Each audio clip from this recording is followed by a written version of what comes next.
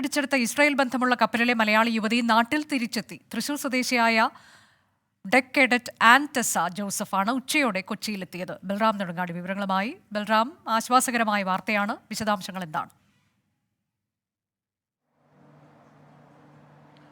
അനുജ സൂചിപ്പിച്ച പോലെ തന്നെ ഇന്ത്യക്കാരെ സംബന്ധിച്ചിടത്തോളം ഏറെ ആശ്വാസകരവും സന്തോഷം നൽകുന്നതുമായ ഒരു നയതന്ത്ര വിജയമാണ് ഇന്ത്യക്ക് ഉണ്ടായിരിക്കുന്നത്. ഇറാൻ പിടിച്ചെടുത്ത ഇസ്രായേൽ വ്യവസായിയുടെ ഉടമസ്ഥതയിലുള്ള കപ്പൽ MSC ഏരീസിലെ ഇന്ത്യൻ ജീവനക്കാരിൽ ഒരാൾ മടങ്ങിയെത്തിയിരിക്കുന്നു. കേരളത്തിൽ നിന്നുള്ള തൃശൂർ സ്വദേശിയായ ആൻറ്റസ ജോസഫാണ് ഇന്ന് ഉച്ചയ്ക്ക് മടങ്ങിയെത്തിയിരിക്കുന്നത്. കൊച്ചി വിമാനത്താവളത്തിലാണ് ആൻറ്റസ ജോസഫ് ഇറങ്ങിയിരിക്കുന്നത്. അവിടെ റീജിയണൽ പാസ്പോർട്ട് ഓഫീസർ അടക്കമുള്ള സംഘം അവരെ സ്വീകരിക്കുകയായിരുന്നു.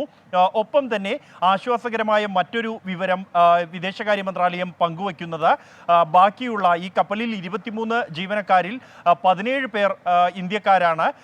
ഈ മറ്റ് ആൻറ്റസ ഒഴികെയുള്ള മറ്റ് 16 പേരും സുരക്ഷിതരാണ് എന്നും അവർക്ക് ആവശ്യമായ ഭക്ഷണവും എല്ലാം തന്നെ നൽകുന്നുണ്ട് എന്നും അവർക്ക് ആരോഗ്യം എല്ലാവരും തന്നെ ആരോഗ്യപരമായും അവർ സുഖകരമായി തന്നെയാണ് ഉള്ളത് എന്നും കൂടാതെ ഇവരുമായി വിദേശകാര്യ മന്ത്രാലയം ബന്ധപ്പെടുന്നുണ്ട് നിരന്തരം. ഒപ്പം തന്നെ ഇവരുടെ കുടുംബാംഗങ്ങൾക്ക് ഇവരെ ബന്ധപ്പെടാൻ കഴിയുന്നുണ്ട് എന്നുമാണ് വിദേശകാര്യ മന്ത്രാലയം അറിയിക്കുന്നത്. ഒപ്പം തന്നെ വിദേശകാര്യമന്ത്രി ഡോക്ടർ S ജയശങ്കർ ഇറാൻ വിദേശകാര്യമന്ത്രി അമീർ അബ്ദുള്ള ഹാനിയുമായി ഇക്കാര്യം സംസാരിച്ചിരുന്നുവെന്നും ഇവരെ എത്രയും വേഗം തന്നെ മടക്കി കൊണ്ടുവരാനുള്ള ചർച്ചകൾ പുരോഗമിക്കുകയാണ് എന്നുമാണ് വിദേശകാര്യ മന്ത്രാലയം വ്യക്തമാക്കിയിരിക്കുന്നത്. അനുജ,